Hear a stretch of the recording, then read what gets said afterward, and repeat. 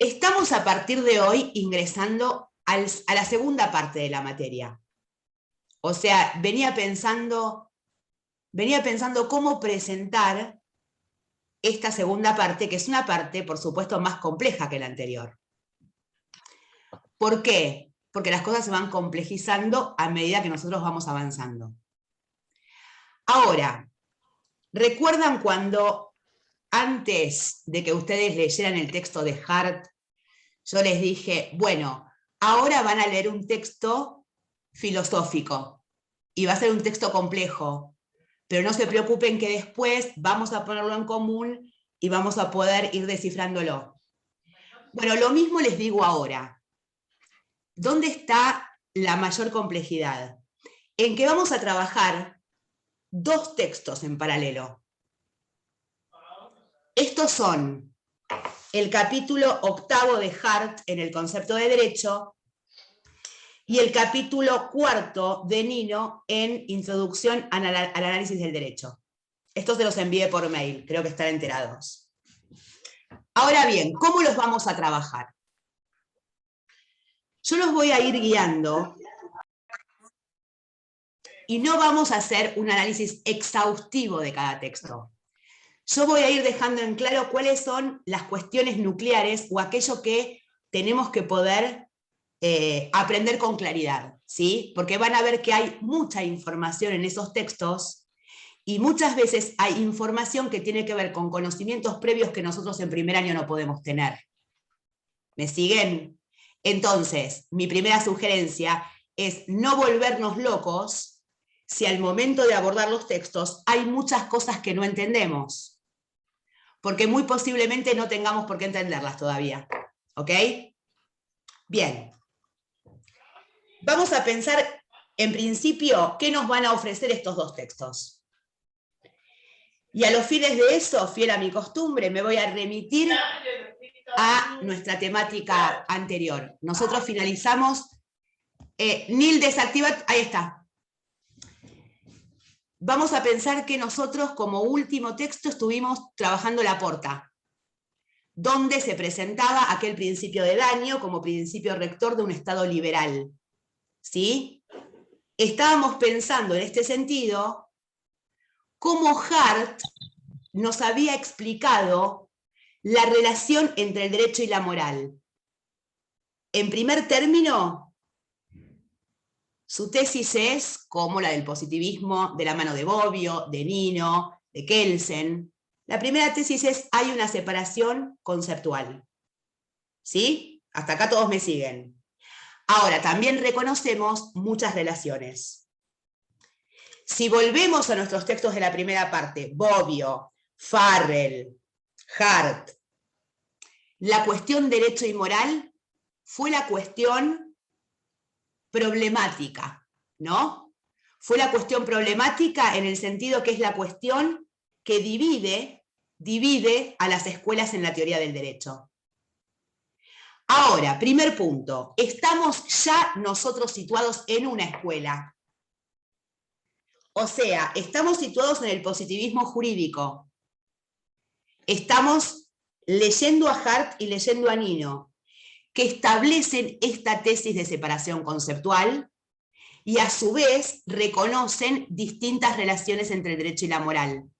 Eso que yo llamé intersecciones. ¿A qué pocos veo hoy? Prendan la cámara los que tengan cámara, que es más agradable. Bueno, sigo. Por ende, esta cuestión de la relación entre el derecho y la moral viene a ser una cuestión nuclear. Ahora, ¿cómo distinguimos el ámbito del derecho y el ámbito de la moral? Y nosotros entendimos que el reconocimiento de la norma jurídica se da a partir de un procedimiento institucional. Que esto no pasa en el ámbito de la moral. Tenemos un órgano que establece leyes, le hace Congreso de la Nación, pero no tenemos un Congreso que establezca leyes morales, ¿no? El origen de esos sistemas normativos son distintos, las consecuencias de esos sistemas normativos son distintos, pero hay entre estos dos muchas similitudes. Y acá necesito que volvamos todos juntos a esa pequeña remisión que yo hice a la teoría de Austin y a las críticas que Hart le había hecho a Austin. ¿Se acuerdan esto? Hart le dijo a Austin en algún momento, pará.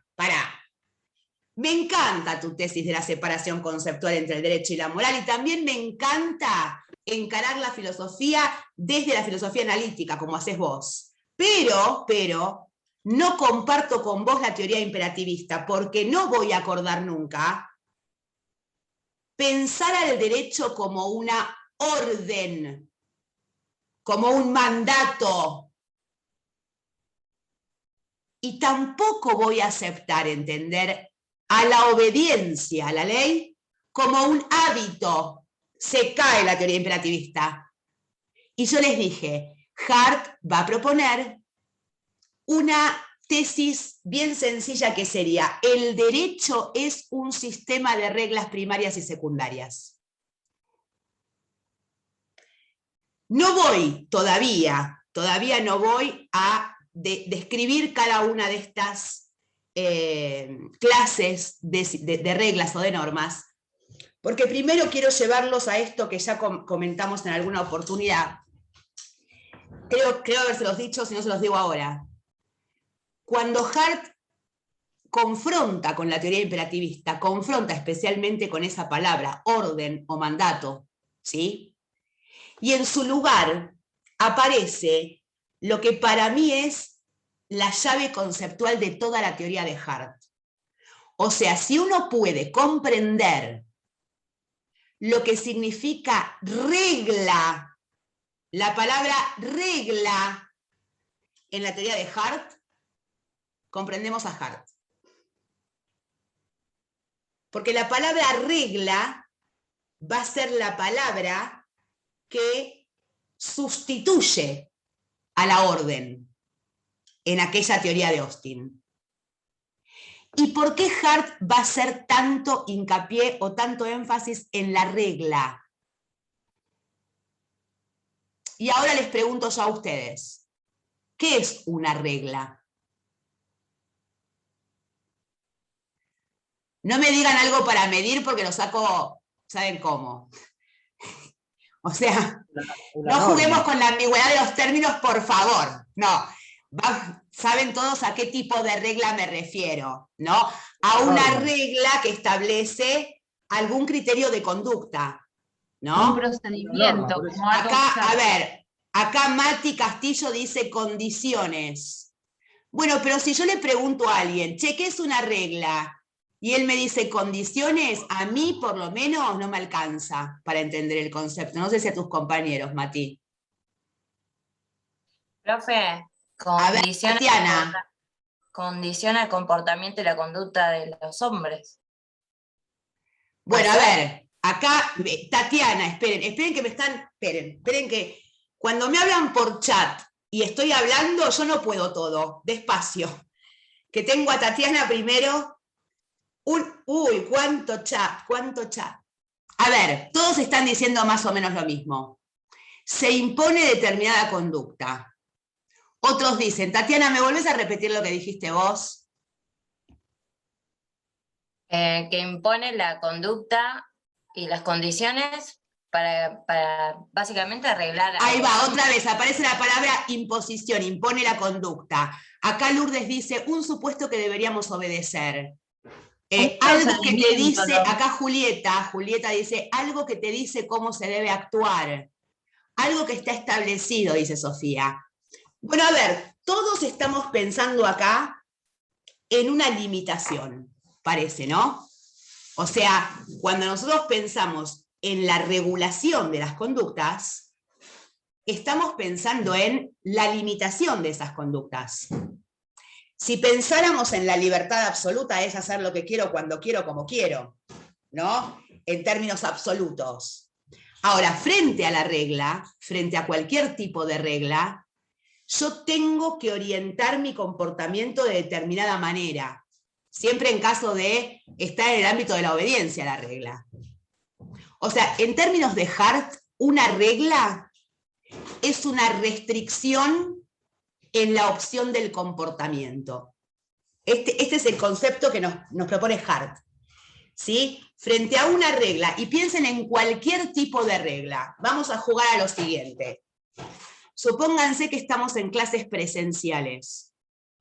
Yo entro al aula con cara larga, haciendo ruido con los tacones, me planto frente al curso y empiezo a dar clases sin esbozar una mínima sonrisa ni saludar. ¿Yo acá estoy rompiendo alguna regla? Daniela dice que no, Rolando me dice que sí, y esto se empieza a poner bueno. Daniela que va por el no y Rolando que va por el sí, argumentaciones de ambos. A ver.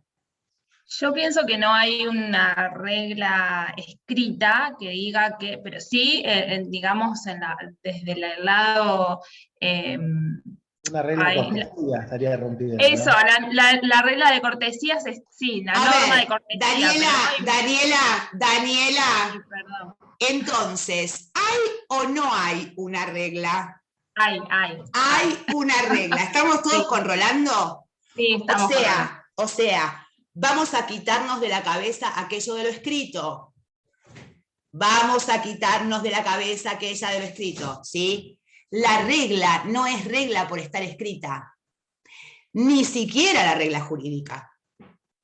Recuerden que no tenemos solo la ley como fuente del derecho, hay fuentes no escritas con la costumbre jurídica. Dejamos esto de lado, volvemos. A ver, limita y regula el comportamiento. En ese caso serían reglas morales. No es una regla moral. A ver, acá Rolando y Daniela se pusieron de acuerdo en llamar a este ejemplo un ejemplo de regla de cortesía. Podemos llamarlo regla social, ¿no? O sea, nosotros como sujetos que compartimos determinada rutina, esto es ir a la facultad, todos nosotros estamos esperando que aquel que entra al aula salude. ¿Sí? O sea, ¿puede no saludar? Sí, claro que puede no saludar. Es una falta moral. Tiene que ver con los conceptos de lo correcto, lo incorrecto, lo bueno, lo malo, en términos éticos. No me parece que sea tanto, ¿no? Por eso la regla es social. Para definir, esto también es complicado, ¿no? Para definir cuándo una regla es social y cuándo una regla es moral, porque puede haber casos en esa zona de penumbra en términos de Hart, ¿no? Yo diría que un test interesante es ir a la consecuencia, ¿no? ¿Cuál es la consecuencia frente al incumplimiento?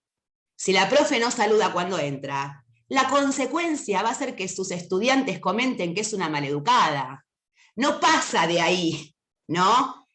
Ahora, si yo les digo a ustedes que tomo los exámenes de acuerdo a lo que doy en clase, y después le tomo a ustedes capítulos que no vimos en clase en un examen, esto ya parece ser una regla moral.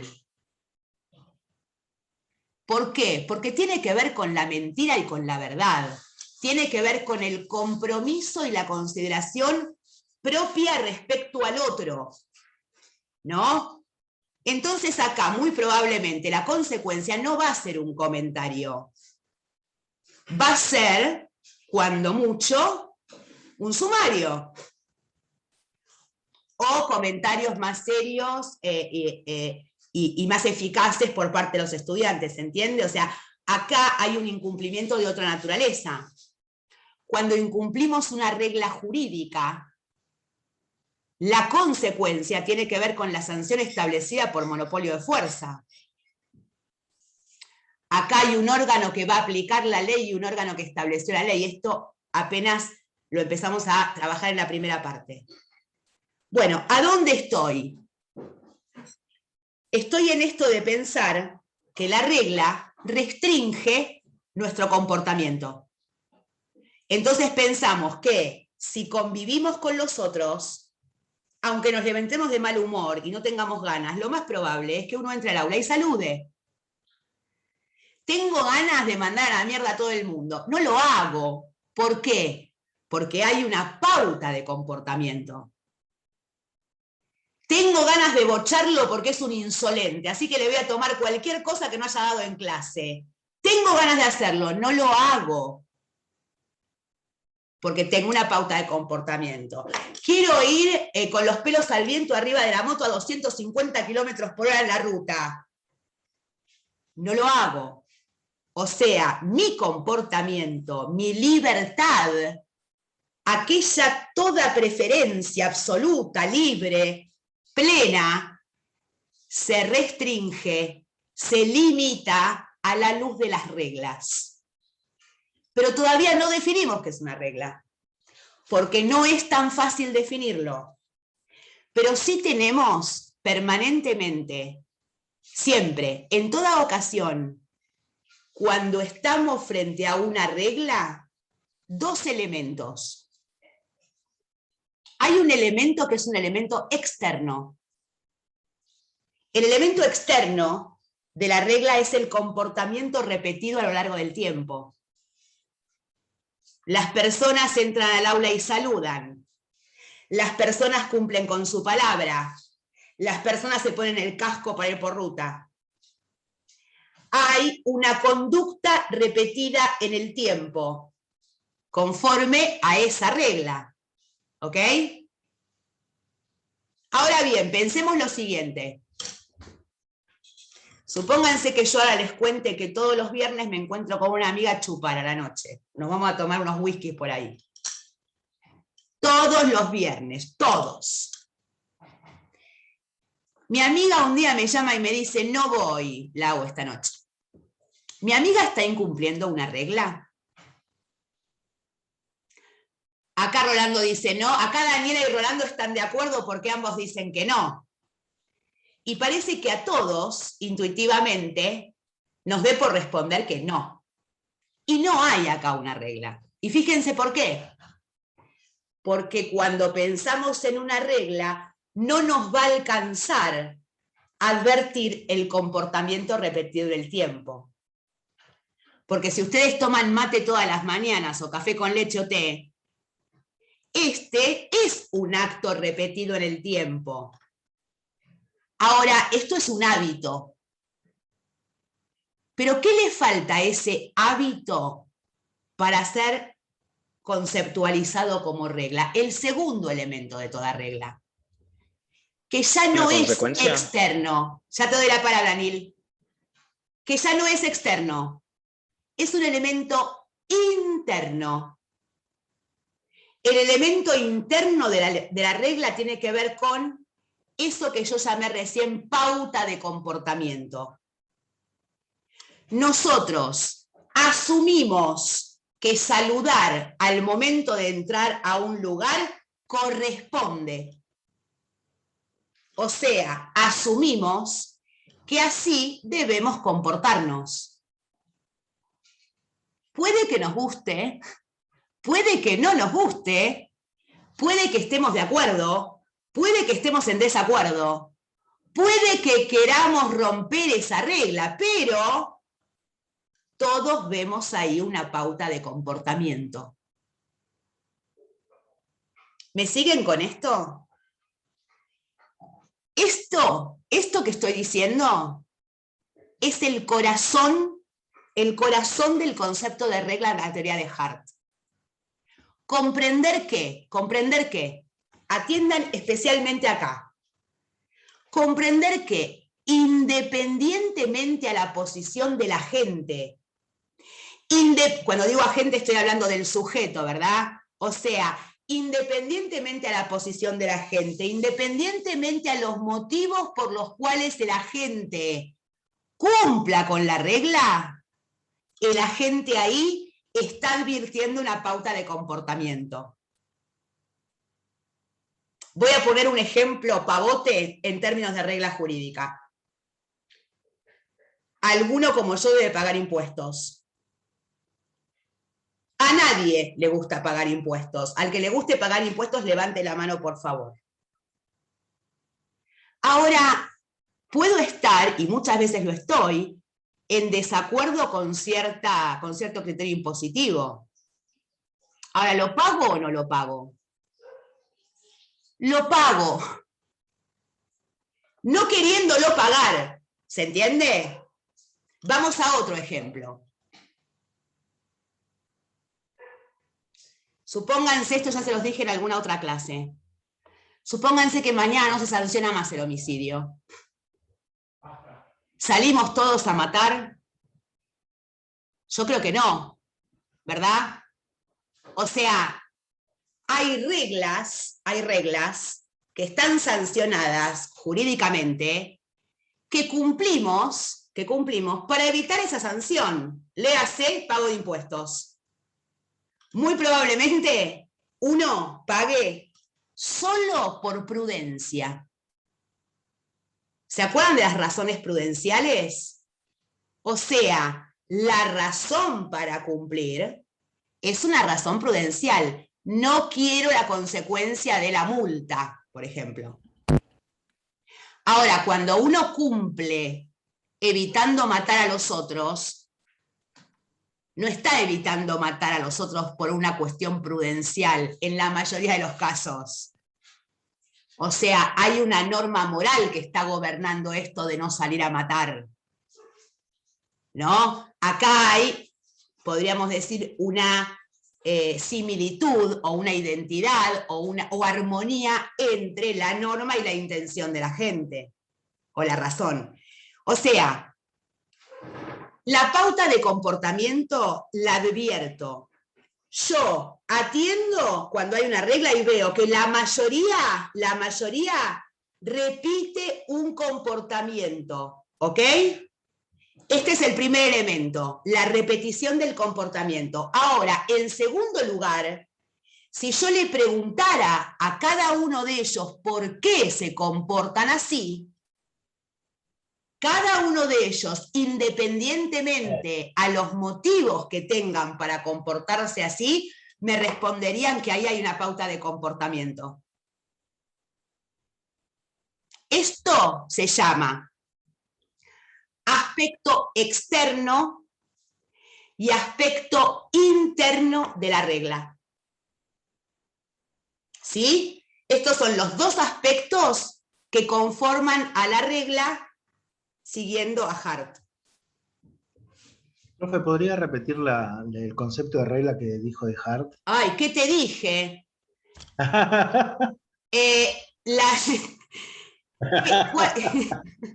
Ay, no sé qué querés que repita, Rolando. Para eso grabo las clases, Rolando. Profe, yo lo anoté, si quiere lo digo. Bueno, alguien que lo diga, a ver. Yo copié lo que usted dijo y dijo, comprende que independientemente a la posición y motivos del sujeto cumpla con la regla. Este corresponde a una pauta de comportamiento.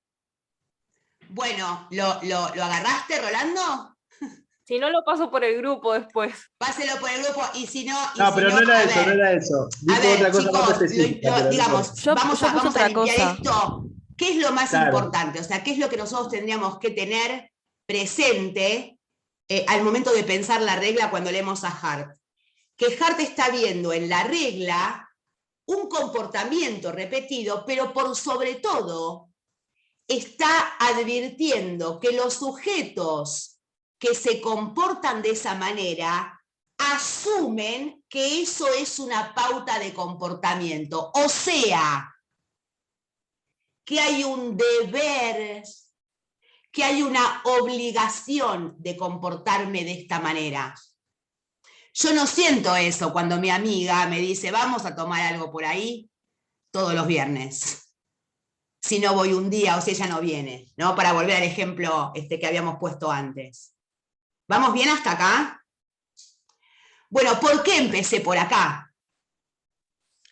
Porque Hart, en el capítulo que estamos compartiendo, hace algunos comentarios que tienen que ver con esto de la regla y temía que no comprendieran al momento de iniciar. Creo que con esta explicación van a poder comenzar el capítulo con más facilidad. Ahora,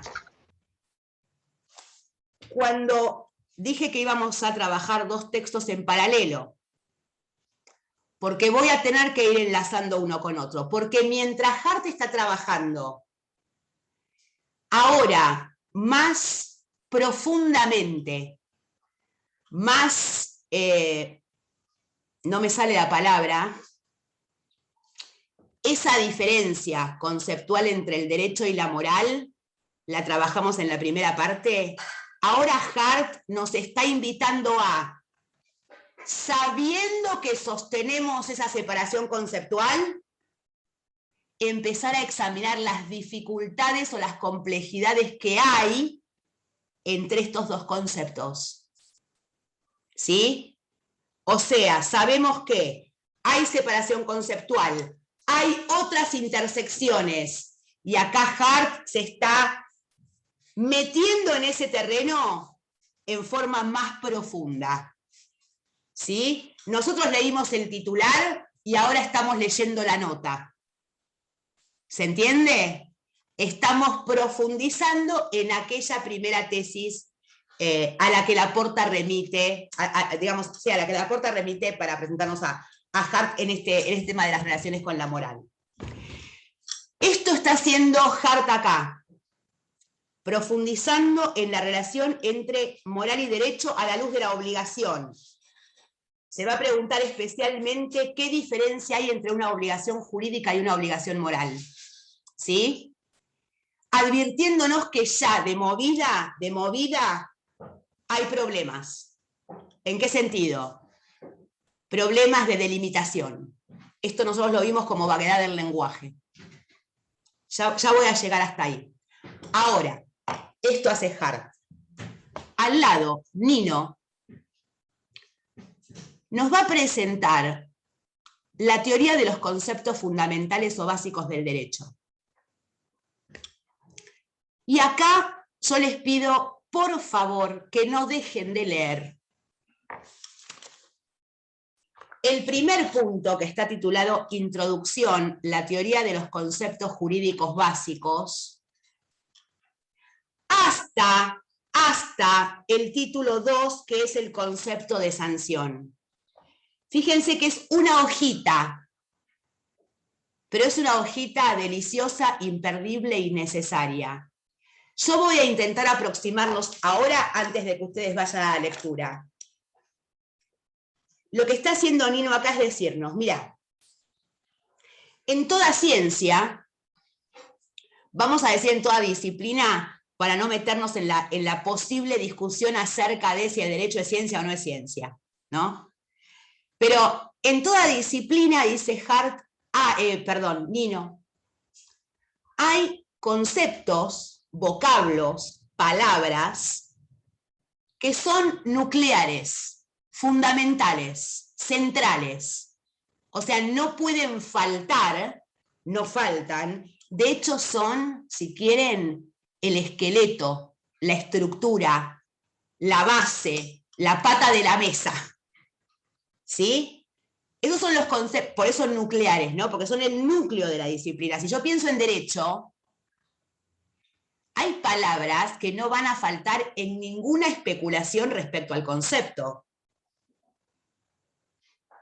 Ahora bien, ¿por qué la filosofía del derecho se mete en esto?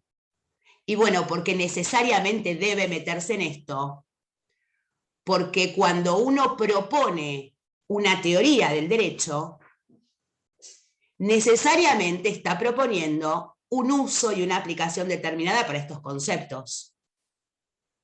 Si nosotros queremos describir el fenómeno jurídico, básicamente tenemos que poder advertir qué significan esos vocablos siempre presentes en cualquier sistema jurídico. Ahora, ¿cómo se trabaja esto? Depende, difiere de distintas corrientes a la hora de hacer filosofía. Recuerden que yo los aproximé a la filosofía analítica contándoles que es una forma de pensar. Tanto Nino como Hart son autores analíticos que ponen entonces especial atención al lenguaje y que para pensar los conceptos lo primero que están haciendo es preguntarse cómo se usan. ¿Sí? Ahora, en el cómo se usan, van a encontrar muchas dificultades. Para hacer una teoría, para que esa teoría sea sólida, lógicamente resistente, eficaz, esas dificultades que voy a encontrar en el lenguaje ordinario, en el uso común, en la vida diaria, en el barro, voy a tener que sofisticarlo, voy a tener que limpiarlo, voy a tener que resignificarlo. Voy a poner un ejemplo para que esto les quede más claro. Antes de conocernos, seguramente ustedes no podían responder a la cuestión de la distinción entre el derecho y la moral con la misma sofisticación que ahora, que son casi teóricos del derecho. O sea, si ustedes hoy se sientan a ver la tele, tomando mate con su compañero o compañera a la mañana, y lo escuchan decir, el compañero o compañera para esto es ingeniero civil o astronauta, no es abogado. Y entonces ustedes lo escuchan decir, qué injusto esto, por Dios, qué ley injusta, esto no puede ser una ley. Ustedes inmediatamente van a ir a páginas de libros que han leído y les va a ser casi imposible no aclararle a este sujeto que ahí hay una confusión conceptual. Traten de no hacer esto, porque suelen venir los divorcios después de esto. Voy a lo nuestro. Entonces, hacer teoría no es tan sencillo. Hay que, conforme a la filosofía analítica, pensar cuál es el uso común del vocablo, advertir las dificultades en el uso común. Ya vamos a trabajar esto con más detalle. Resignificar, reelaborar entonces el significado después de limpiar cosas tales como ambigüedades, vaguedades, cargas emotivas, prejuicios, errores. Recuerden a Worker en el texto de Laporta. Ahora bien, si pensamos entonces en Hart y en Nino con estos dos textos que dije que estamos viendo en paralelo, lo primero que estamos haciendo es este trabajo que Nino propone para los conceptos con obligación jurídica y moral en Hart. ¿Se entiende? Estamos profundizando en los conceptos de obligación jurídica y obligación moral en sentido analítico. O sea, lo que Nino nos está explicando en esas dos páginas que hace la filosofía es lo que está haciendo Hart en este capítulo que estamos iniciando juntos. ¿Sí? ¿Me siguen hasta acá? Entonces, en principio, lo que vamos a hacer es todos y todas y todes leer esas dos páginas de Nino. Pero quiero que la lean como se debe, o sea, con plena atención. Renglón por renglón, porque saben que no hay un solo renglón imperdible. Esto lo vamos a, volvemos y 45 con el mismo link, ¿ok? Que se nos va a cortar ahora.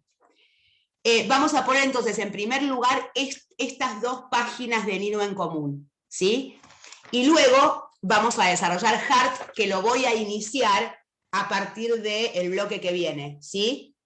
Vamos a empezar con el texto directamente de Hart. ¿Se entendió por qué ese enlace entre los dos textos? ¿Sí? ¿Seguro? Bueno, ojo que se vienen tiempos difíciles en términos de contenido. O sea, los textos son no se me sale la palabra. Son como heavy, ¿eh? Son como heavy, así que hay que ponerle mucha onda. Igual